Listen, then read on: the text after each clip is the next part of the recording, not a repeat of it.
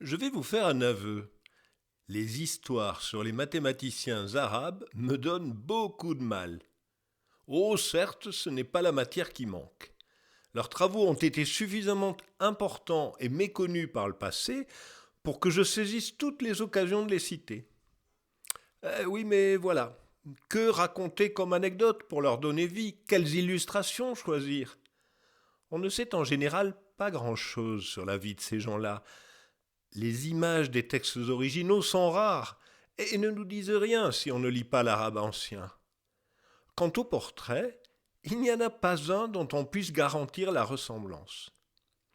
Alors, pour une fois que nous avons un grand poète, célèbre dans le monde entier, dont les œuvres ont été abondamment illustrées, vous imaginez bien que je ne vais pas laisser passer l'occasion. Nous parlons d'Omar Khayyam. Il a des statues un peu partout, mais évidemment, on ne sait pas vraiment à quoi il ressemblait. Il n'était pas arabe, mais persan, puisqu'il était de Nishapur, dans le nord-est de l'Iran actuel. Il y est enterré et on a même édifié un mausolée sur sa tombe au siècle dernier. Il écrivait ses mathématiques en arabe et ses poèmes en persan. Les témoignages sur son œuvre et sa personnalité sont pour le moins contrastés. Philosophe, preuve de la vérité, il fut un successeur d'Ibn Sina dans certaines parties de la philosophie, mais de caractère il était désagréable et borné. Désagréable et borné, mettons.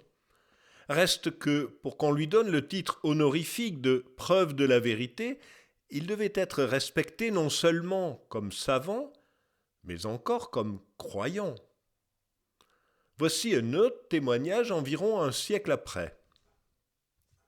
Omar Khayyam, imam du Khorasan, le grand savant du temps, était versé dans les sciences des Grecs. Il exhortait à chercher le Dieu unique, gouverneur du monde, par la purification des mouvements corporels, de manière à rendre l'âme humaine exempte de toute impureté. Preuve de la vérité, imam, il exhortait à chercher le Dieu unique, quelqu'un d'orthodoxe donc. Pourtant, comme les hommes de son temps blâmaient ses opinions religieuses et mettaient à découvert ce qu'il cachait en secret, il craignit pour sa vie et mit un frein aux écarts de sa langue et de sa plume. Il fit le pèlerinage, grâce plutôt à une rencontre fortuite que par piété. Et son extérieur trahit ses pensées secrètes, bien que rien n'en parût dans ses paroles. Allons bon, un hypocrite plutôt retors, mais quand même. Il était sans pareil dans l'astronomie et dans la philosophie, et sa capacité éminente dans ces sciences aurait passé en proverbe s'il avait reçu en partage le respect des convenances. On a de lui des poésies légères dont le sens caché perce à travers leurs expressions voilées et dans lesquelles la veine de la conception poétique est troublée par l'impureté de l'intention cachée. Ah, voilà donc ce qu'on lui reproche, l'irrespect des convenances et des poésies légères. Des poésies légères? Eh bien oui, et ce sont précisément ces poésies qui sont responsables de sa célébrité. Les roubaïates, ce sont des quatrains, des groupes de 4 vers d'un format précis. Il en existe des centaines et on ne sait pas vraiment lesquels sont authentiques. Toujours est-il que dans la deuxième moitié du XIXe siècle, un poète anglais, Edward Fitzgerald, en a traduit quelques dizaines et que cette traduction a connu un important succès d'édition, en particulier aux États-Unis. Une société Omar Khayyam a même existé au début du XXe siècle. Et la plupart des familles américaines possédaient les roubaïates d'Omar Khayyam dans la traduction de Fitzgerald. Oui, mais voilà, les spécialistes disent que la traduction de Fitzgerald était plus que libre, parfois en contradiction complète avec l'original. Mais quand on ne connaît pas la langue originale, comment apprécier la musique d'un poème traduit? Et quand la traduction est belle, comment savoir ce qui est dû à l'auteur? Voilà, ces précautions oratoires étant prises, je vais vous laisser goûter une traduction française qui se veut proche de l'original. Les quatrains seront accompagnés d'illustrations provenant d'éditions qui datent pour l'essentiel du début du XXe siècle. Le premier thème ne vous surprendra pas. La fuite du temps, la vanité de l'existence, mignonne allons voir si la rose, et rose elle a vécu ce que vivent les roses, enfin tout ça. La brise a déchiré la robe de la rose, et l'on entend chanter la voix du rossignol. Demeure donc assis à l'ombre de la rose, car elle va bientôt s'effeuiller sur le sol. Point de chasse au bonheur, la vie est bien trop brève. Chaque atome est un grain de poussière de roi, retourné en poussière, et le monde ici-bas n'est que songe trompeur, qu'escroquerie au rêve. À qui donc puis-je révéler le grand mystère de la nature humaine et de notre destin? L'homme est né façonné d'argile et de chagrin, puis il fait quelques pas et quitte cette terre. Le thème le plus fréquent dans les quatrains d'Omar Khayyam n'est pas vraiment celui qu'on attendrait en terre d'islam. Ce vin est un breuvage éternel, il faut boire. La source du bonheur ici-bas doit se boire. C'est comme une eau de feu qui chasse le chagrin, comme une eau de jouvence immortelle. Il faut boire. Mes bien chers compagnons, abreuvez-moi de vin, que de chaudes couleurs me donnent un air digne. S'il faut mourir un jour, lavez-moi dans le vin, et faites mon cercueil avec des ceps de vigne. Tu ne bois pas de vin? Laisse les autres boire et cesse de tricher et de jouer au sein. Tu es bien fier de ne toucher jamais au vin, mais tu fais sans péché bien pire et sans gloire.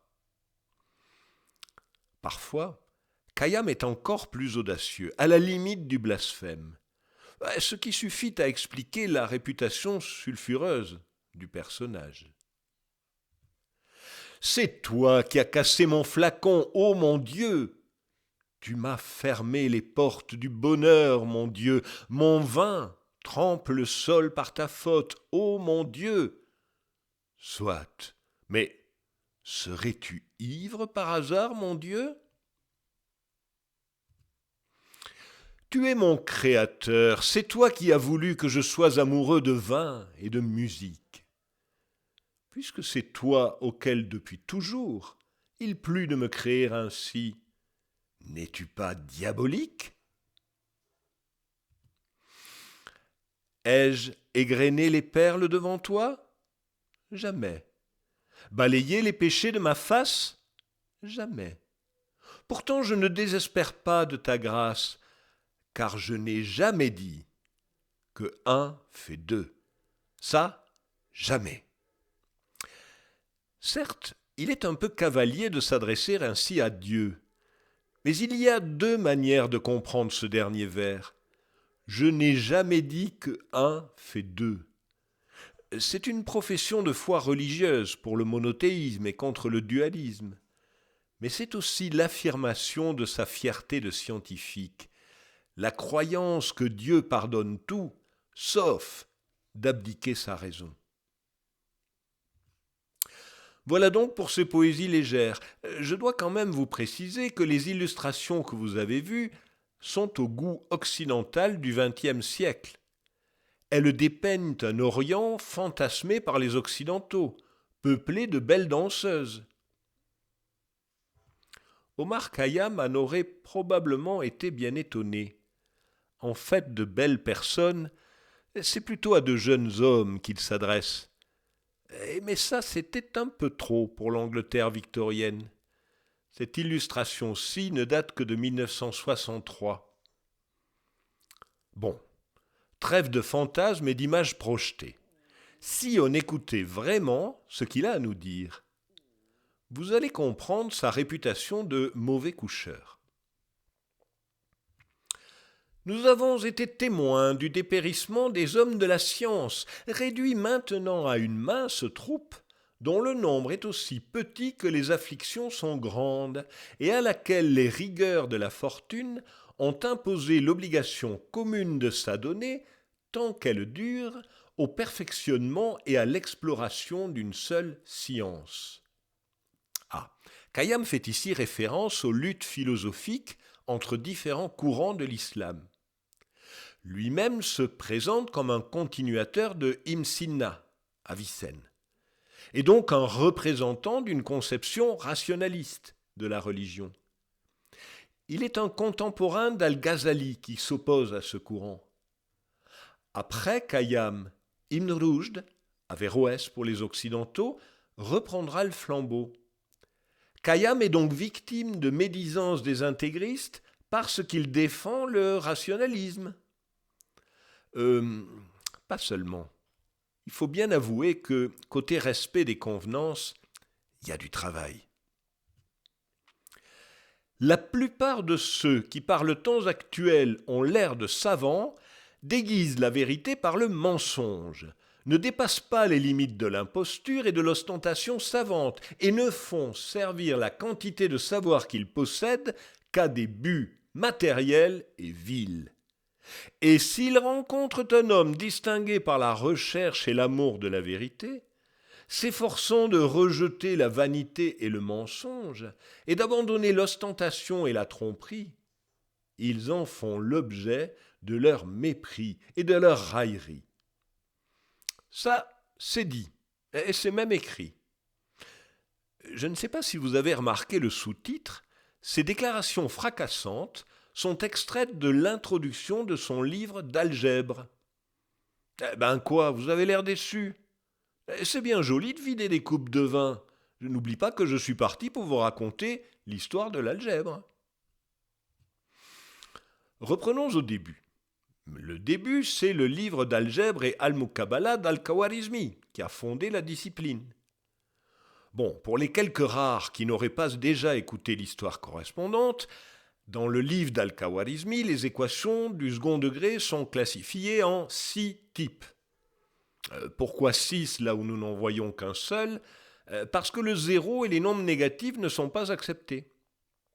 Quand Al-Khawarizmi dit « des carrés sont égaux à des racines », il sous-entend une équation entre un certain nombre de fois l'inconnu au carré et un autre nombre de fois l'inconnu. Ces nombres sont entiers, à la limite rationnels, mais de toute façon strictement positifs.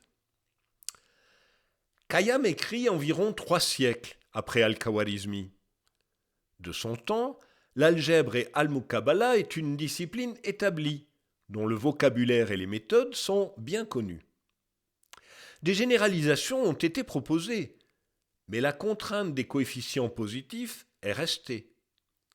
De sorte que pour passer au degré supérieur et introduire des cubes dans les équations, Khayyam se trouve face à un nombre encore plus important de cas particuliers.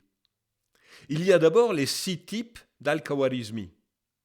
En multipliant chaque type par l'inconnu, on arrive en tout à 11 types d'équations, quadratiques ou cubiques, dont on connaît la solution explicite en fonction des coefficients.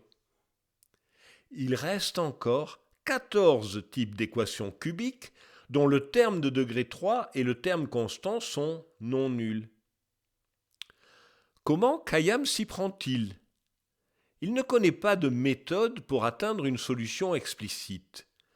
Par contre, il connaît bien les classiques grecs. Il faut bien savoir que ce traité ne sera compris que de ceux qui maîtrisent le livre d'Euclide sur les éléments et son livre sur les données, ainsi que 2 parties de l'ouvrage d'Apollonius sur les coniques. Celui à qui la connaissance de l'un de ces 3 livres fait défaut ne peut avoir accès à la compréhension de ce traité. Nous voilà prévenus. Euclide est un passage obligé, quel que soit le type de mathématiques. Même l'algèbre d'Al-Khawarizmi n'y échappait pas pour ses démonstrations. Mais pourquoi les coniques d'Apollonius ? En langage moderne, une conique répond à une équation de degré 2 entre ses coordonnées. L'intersection de deux coniques a pour abscisse la solution d'une équation de degré inférieur ou égal à 4. Voici un exemple simple. Prenez l'intersection du cercle d'équation y2 égale x, x moins a et de la parabole y égale b, x2.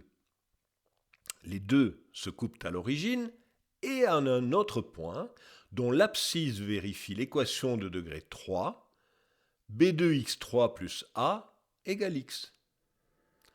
En général, il y a plusieurs manières d'écrire la solution positive d'une équation de degré 3 comme l'abscisse de l'intersection de deux coniques.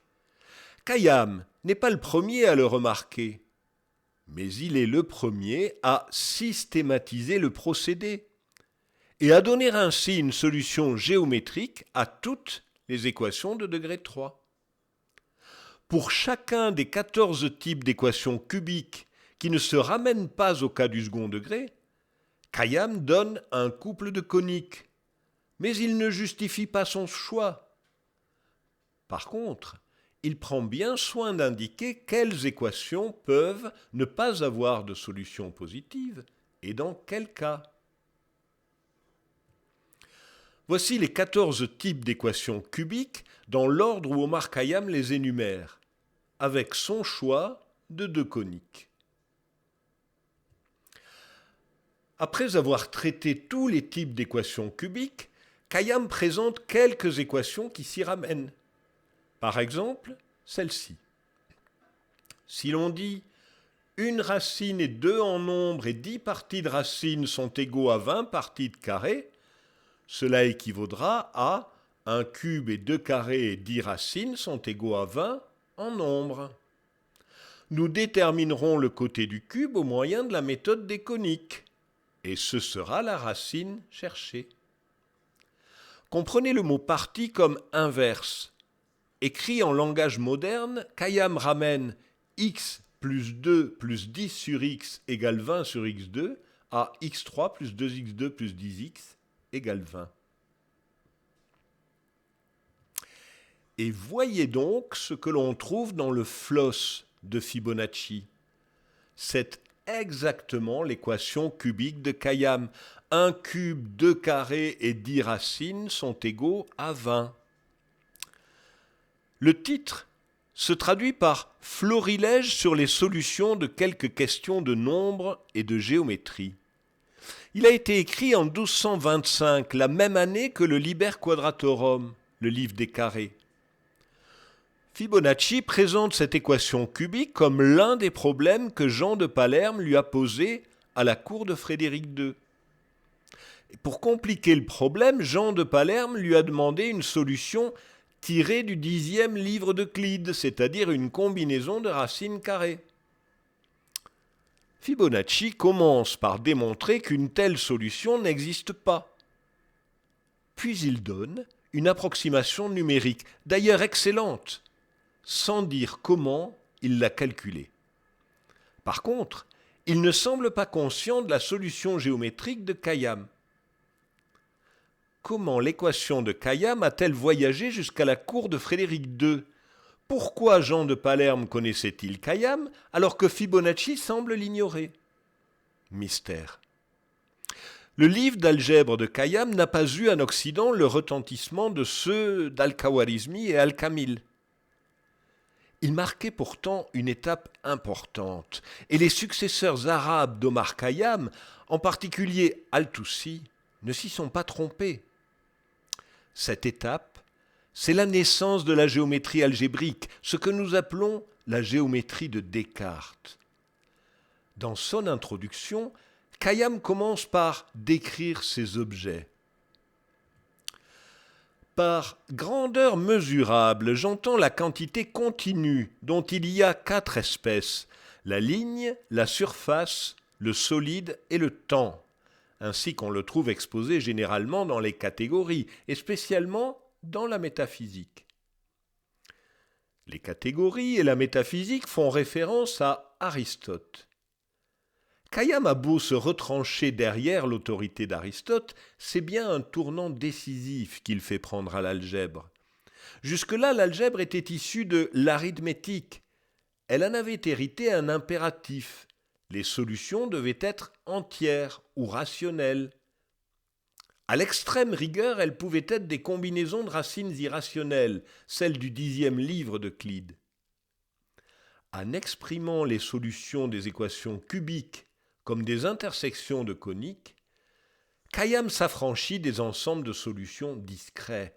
Désormais, l'algèbre investit le champ de la grandeur continue, celui de la géométrie. Allez, un dernier quatrain pour la route ? Là, ces débris d'algèbre, aux tristes ossements, cachent la lettre tendre où j'ai mis ce que j'aime, et vois ici, si gît la cendre d'un poème. Il naquit de mon cœur au cœur noir de la nuit. Vous croyez que c'est Omar Khayyam qui a écrit ça ? Ben non, c'est Paul Valéry.